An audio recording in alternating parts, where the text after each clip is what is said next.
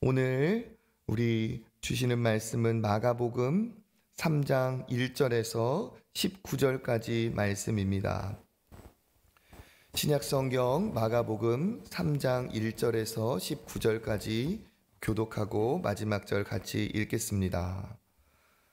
예수께서 다시 회당에 들어가시니 한쪽 손 마른 사람이 거기 있는지라. 사람들이 예수를 고발하려 하여 안식일에 그 사람을 고치시는가 주시하고 있거늘 예수께서 손 마른 사람에게 이르시되 한가운데 일어서라 하시고 그들에게 이르시되 안식일에 선을 행하는 것과 악을 행하는 것 생명을 구하는 것과 죽이는 것 어느 것이 옳으냐 하시니 그들이 잠잠하거늘 그들의 마음이 완악함을 탄식하사 노하심으로 그들을 둘러보시고 그 사람에게 이르시되 내 손을 내밀라 하시니 내밀매 그 손이 회복되었더라. 바리새인들이 나가서 곧 헤롯 당과 함께 어떻게 하여 예수를 죽일까 의논하니라.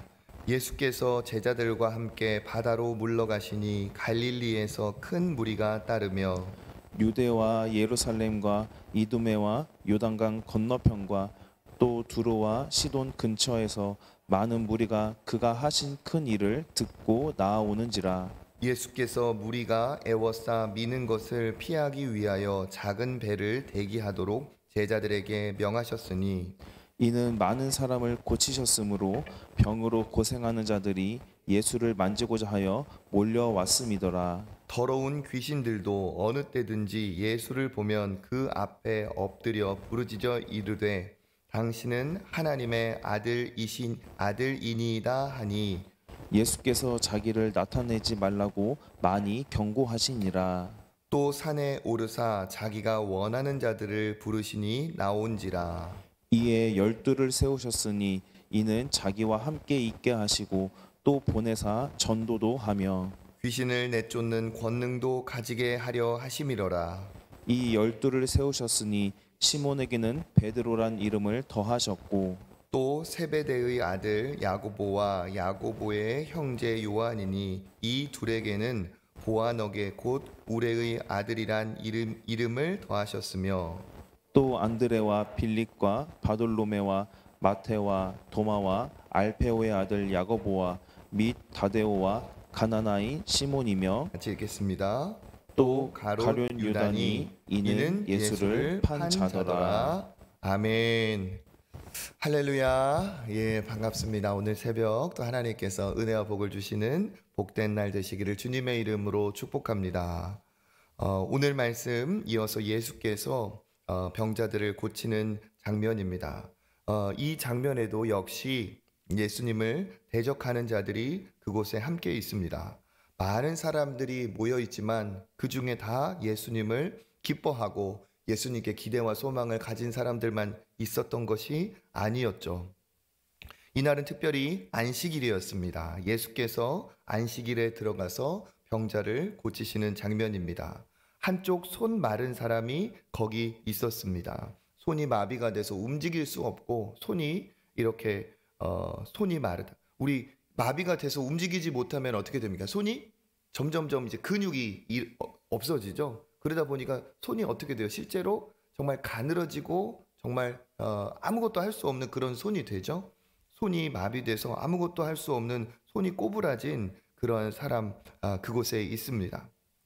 그 사람이 있을 때 그곳에서 예수님을 주시하면서 예수님이 지금 어떻게 하는지를 그런 이렇게 눈으로 정말 좋은 눈이 아닌 뭔가 트집을 잡고 이 일을 제기할 마음으로 있는 사람이 있습니다. 우리 2절 말씀 한번 읽어보겠습니다. 사람들이 예수를 고발하려 하여 안식일에 그 사람을 고치시는가 주시하고 있거늘. 아멘. 예수님이 안식일에 지금 귀신을 쫓으신 적도 있고 병자를 고치신 적도 이미 있었기 때문에 이번에도 안식일에 예수께서 이 병자를 고치시는지 지금 주시하며 보고 있습니다. 그러니까 여기에서 참 보는 눈은 예쁘고 좋은 아름다운 눈이 아니라 무엇인가를 또 은혜를 받고 나도 예수님이 하시는 무언가를 얻고 깨닫기를 바라는 그런 초롱초롱한 선망의 눈이 아니라 어떤 눈일까요? 예, 우리가 눈으로 하면은 막 이렇게 뱁새 같은 눈, 그런 눈 있죠? 이렇게 옆으로 탁 찢어져 가지고 이렇게 똑바로 보지 않고 흘겨보면서 한번 뭐 걸리기만 해봐라 하는 그런 눈으로 보고 있습니다. 참 안타까운 상황이죠. 그때 예수께서 어떻게 하시느냐? 3절 읽어보겠습니다. 예수께서 손 마른 사람에게 이르시되 한 가운데에 일어서라 하시고 아멘. 예수님이 그를 지금 어디 조용한 곳에 따로 데리고 가가지고 그렇게 이 사람을 고치시려고 하는 게 아닙니다. 어떻게 하십니까? 한 가운데 일어서라고 하셨어요. 그러니까 예수님이 분명히 그렇게 악한 마음으로 그 눈으로 보고 있는 사람이 그 안에 있다는 것을 모르시는 게 아니죠. 당연히 아시는데 예수께서 어떻게 하셨습니까? 그 병자를 한가운데 일으켜 세우신 거예요. 이건 뭐냐? 예수님이 당당하시고 담대하시고 정말 거리낌 없이 행하시는, 거침없이 행하시는 담대한 모습이죠. 그러니까 예수님은 이 안식일이 진짜 무엇인지를 모르고 변질시키고 오해하고 있는 사람들에게 안식일의 의미를 제대로 가르쳐 주시기 위해서 지금 그 한 가운데 그 사람을 일어서라 하셨습니다. 예수님의 용기와 또 대담함, 그리고 잘못된 것이 있을 때 예수께서 그것으로 위축되거나 움츠러드는 분이 아니신 것을 우리가 알 수 있죠. 성령이 충만하신 예수님은 이렇게 늘 항상 담대하고 대단하고 또 어떠한 어려움이 있으면 돌아가는 것이 아니라 정면 돌파하시는 그러한 예수님의 모습이 있습니다. 그때 이제 예수께서 탁월한, 그들이 정말 아무 말도 할 수 없는 그러한 말씀으로 그들에게 가르쳐 주시고 그들의 허를 찌르시죠. 우리 4절 읽어보겠습니다.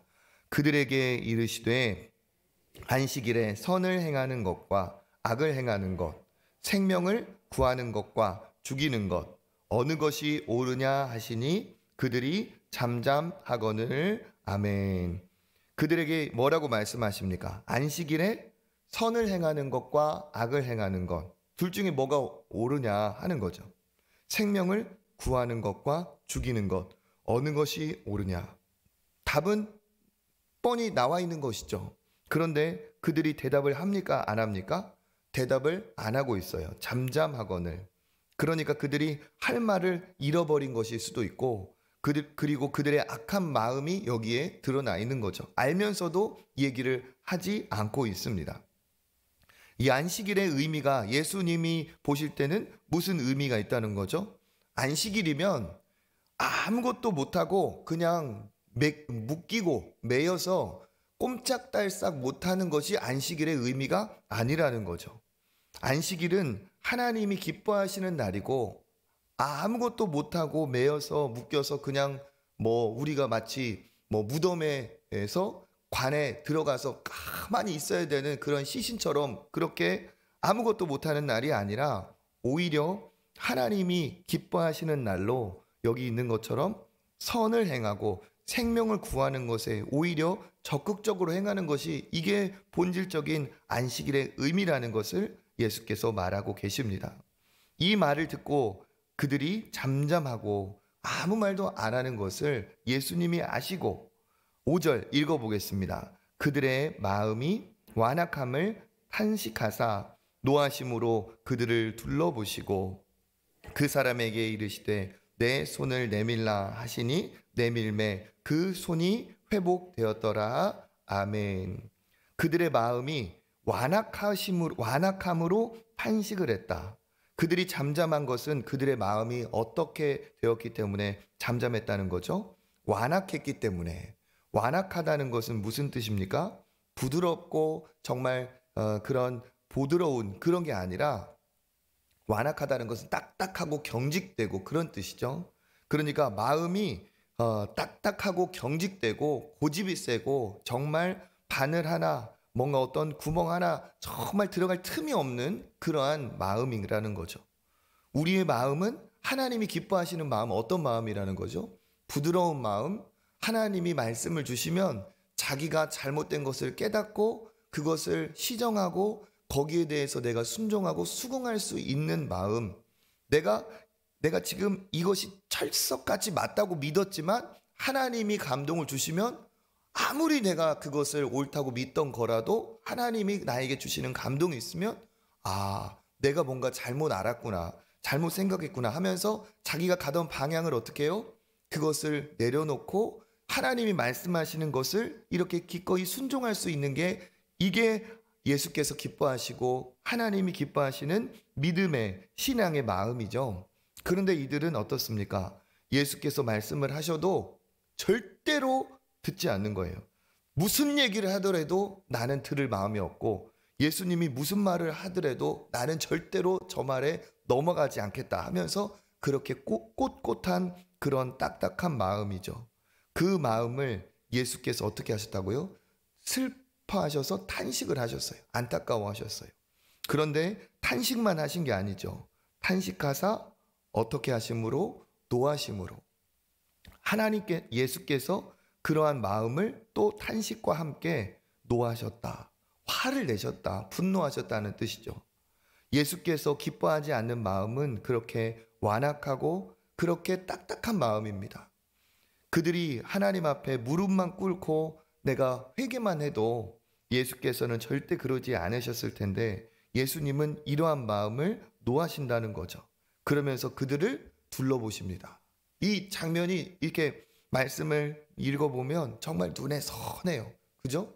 사람들이 이렇게 모여 있고 예수께서 한 사람을 가운데 딱 이렇게 세우시고 어떤 것을 행하는 것이 옳으냐 하는데 알면서도 대답하지 않는 굳은 그 얼굴 표정으로 그걸 노려보는 사람이 있고, 그것을 예수께서 안타까운 마음과 또 분노하시는 그 마음으로 예수께서 그들을 어떻게 둘러보시는 모습이, 이렇게 이쪽 부서 그들을 하나하나 둘러보시면서, 예수께서 이럴 수 있거든요. 오늘은 안식일이니까 내일 와라. 그러실 수 있을까요? 없을까요? 있어요. 그들이 반감을 갖고 있다는 걸 아시기 때문에 예수께서는 그들이 얼마나 그 악한 마음을 갖고 있다는 것을 알기 때문에 피해 가실 수도 있어요. 그런데 예수님은 그러시지 않으셨죠. 그러면서 그들을 둘러보신 이후에 어떻게 하십니까? 그 손을 내밀라고 하시고, 그 굽어진 손을 그가 내밀었을 때 그 손이 깨끗이 회복이 되었습니다. 이것을 보고 6절에 보니까 바리새인들이 나가서 곧 헤롯 땅과 함께, 이 바리새인들과 헤롯 땅은 원래 같은 그 성향이 아닙니다. 바리새인들은 우리식으로 말하면 민족주의자들이었고, 헤롯 땅은 그 헤롯이라는 왕이 친로마 성향이 있기 때문에 이 바리새인과 헤롯 땅은 원래 적대 관계였어요. 그런데 어떻게 됩니까? 이것에 대해서는 마음이 통해 가지고 같이 예수를 죽이고자 의논을 하는 일이 벌어집니다. 이미 어제 본문에서도 안식일에 대해서 이렇게 얘기하고 있죠. 마가복음 2장 27절과 28절에 또 이르시되 안식일이 사람을 위하여 있는 것이 아니고 사람이 안식일을 위하여 있는 것이 아니니 이러므로 인자는 안식일에도 주인이니라. 너희들도 안식일이 너에게 복된 날이고, 또 안식일에 대한 이 말씀을 전하는 내가 안식일의 주인이기 때문에 안식일에 대해서 나의 이야기를 들어라 했지만 그들은 전혀 들을 마음이 없었습니다. 여기에서 우리가 알 수 있는 게 무엇입니까? 안식일이라는 것은 정말 묶이고 매이고 모든 것이 멈추는 그런 정지된 날이 아니라는 거예요. 지금도 이 후대인 이스라엘 백성들은 지금 역시도 이 안식일의 규정을 철저히 지키고 있어요. 이 방식 그대로. 그래서 아시는 것처럼 들어본 적 있을 거예요. 그 이스라엘 나라의 그 주일, 그들의 안식일에는 그 엘리베이터의 버튼을 누르는 것도 일이 되는 거예요. 일. 아세요? 안식일에 그 엘리베이터의 버튼을 누르는 것도 일을 하는 거니까 일을 하면 안 되잖아요. 그러니까 그 버튼도 누르면 안 돼요. 그래서 안식일에는 어떠냐, 그 모든 그 건물의 엘리베이터가 모든 층에 다 선대요. 모든 층에 서서 문이 열리고 모든 층에 서서 다 한 칸씩 가는 거예요. 왜? 일을 하면 안 되니까. 엘리베이터 버튼을 누르는 것도 일이니까 자기가 만약에 10층에 산다 하면은 1층부터 열렸다 닫혔다 열렸다 닫혔다 하는 것을 매 층마다 기다리고 있는 거예요. 그러고 있다가 10층에 타면 또 위층까지 꼭대기까지 찍고 또 다시 내려가는 것을 그렇게 기다리는 거예요. 왜? 일을 하면 안 되니까.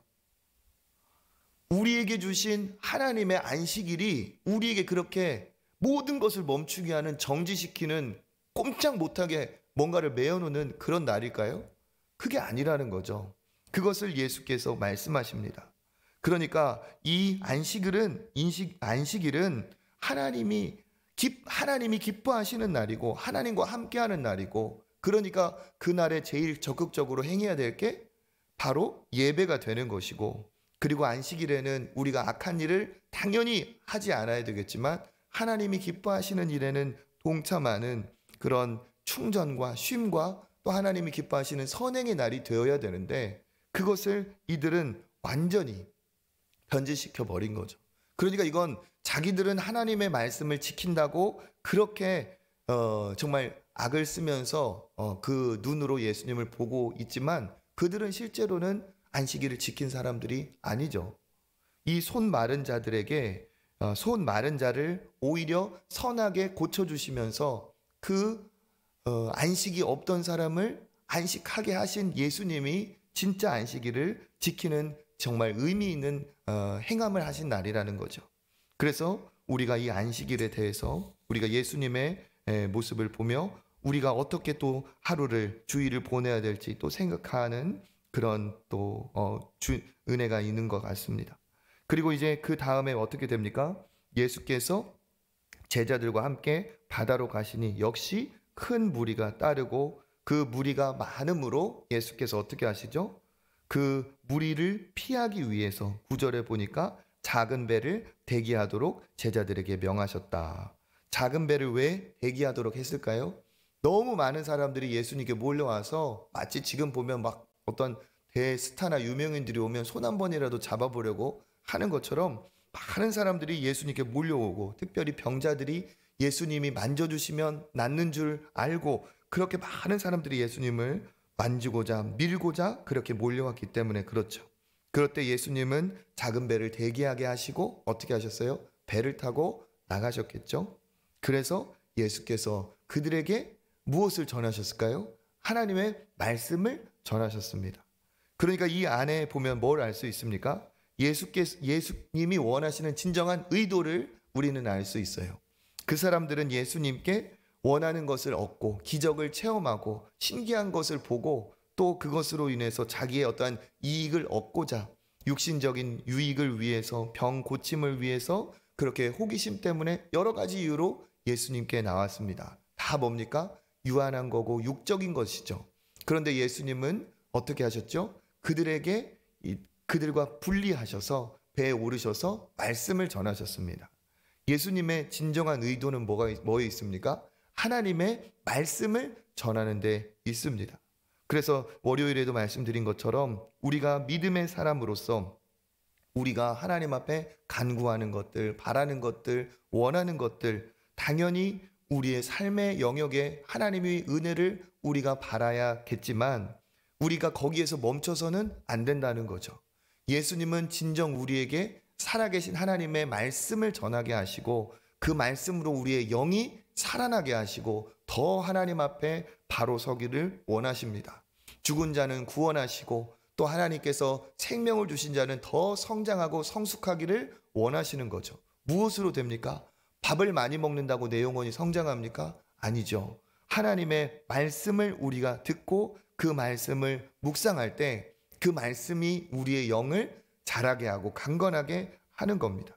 그렇기 때문에 예수님은 늘 영생의 말씀이 하나님께 주신 그 은혜의 말씀을 전하는 것이 예수님의 가장 중요한 뜻이었던 것을 알 수가 있습니다. 그때 귀신들이 어떻게 합니까? 귀신들조차도 알고 있어요. 사람들은 아직 예수님이 누군지 밝히 알지 못하는 상황에 귀신들은 예수님을 알아봅니다. 그러면서 뭐라고 말합니까? 당신은 하나님의 아들이시니이다. 당신은 하나님의 아들이십니다. 하면서 외치고 있어요. 그때 예수님이 뭐라고 하셨습니까? 나를 알아봐줘서 고맙다. 귀신같이 잘하는구나. 이렇게 하셨어요? 아니죠.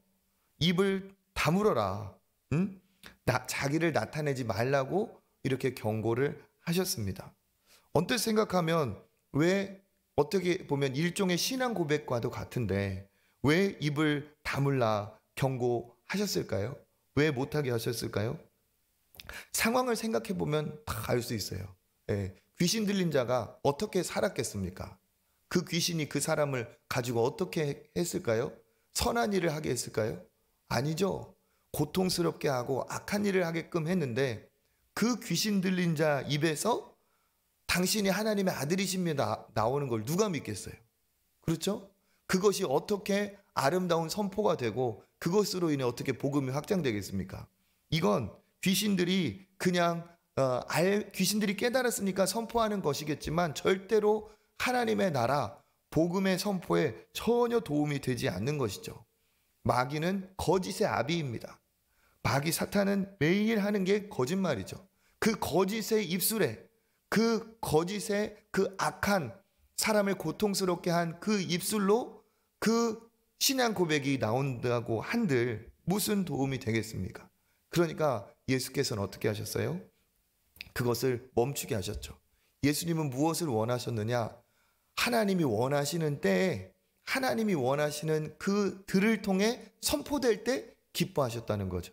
그러니까 마태복음 16장 16절에서도 베드로가 주는 그리스도시요 살아계신 하나님의 아들이십니다. 이렇게 고백하셨을 때 뭐라고 하셨어요? 너도 입을 다물라. 이렇게 하셨어요? 아니죠. 그 고백에는 너무 기뻐하셔서 너가 복이 있다 하면서 칭찬을 해주셨죠. 맞습니다. 귀신의 입에서 선포되는 것이 진리가 아니라 진짜 진리는 하나님의 때 하나님이 세우신 자들을 통해 선포되는 그것이 진정한 복음이고 진리가 되는 것이죠. 그것을 위해서 예수님은 어떻게 하셨습니까? 그 다음 절에 보니까 산에 오르사, 우리 13절 한번 읽어보겠습니다. 13절 시작. 또 산에 오르사 자기가 원하는 자들을 부르시니 나온지라 하면서 예수께서 제자들을 세운 이야기가 나오시죠. 12를 세우셨으니 무엇을 하게 하시려고? 자기와 함께 있게 하시고 또 무엇을 하며? 보내사 전도도 하며 15절에 보니까 귀신을 내쫓는 권능도 가지게 하려 하심이로라. 아멘. 예수께서 그들을 부르셨습니다. 어떤 사람을 부르셨습니까? 자기가 원하는 자들을 부르셨습니다. 그러니까 예수님의 주권이 있는 것이고 그 부르심의 순종으로 반응한 사람들이 다 예수께 나왔죠. 그들은 예수님과 함께 하시며 또 예수께서 전도도 하고 함께 있으며 귀신도 내쫓는 권능을 갖게 하려 하셨습니다. 하면서 예수님의 12 제자의 명단이 쭉 나오고 있습니다. 예수님은 될 만한 사람, 정말 가능성이 있는 사람, 진짜 세상에서도 인정받는 사람, 그런 사람을 부르지 않고 예수께서는 평범한 사람을 부르셨습니다. 그 평범한 사람이 나중에는 평범한 사람이 아닌 능력의 사람이 되죠. 권능을 가진 증인이 됩니다. 어떻게 됩니까? 예수님의 가르침에 따라서, 예수님의 훈련에 따라서, 그리고 성령을 받고 이들이 다른 사람이 됩니다. 그러니까 평범한 어떤 능력이 있는 사람이 대단한 게 아니라 평범한 사람이라 할지라도 예수님과 함께 할 때 그가 권능의 증인이 될 수 있습니다. 사실 오늘 3장 1절에서 19절까지 말씀이 참 많은 내용이 있기 때문에 나중에 기회가 되면 잘 우리가 천천히 볼 기회가 있을 겁니다. 그렇지만 오늘 말씀을 통해서 우리가 정말 하나님이 나에게 주시는 귀한 메시지를 붙드시고 기도하시는 여러분 되셨으면 좋겠습니다.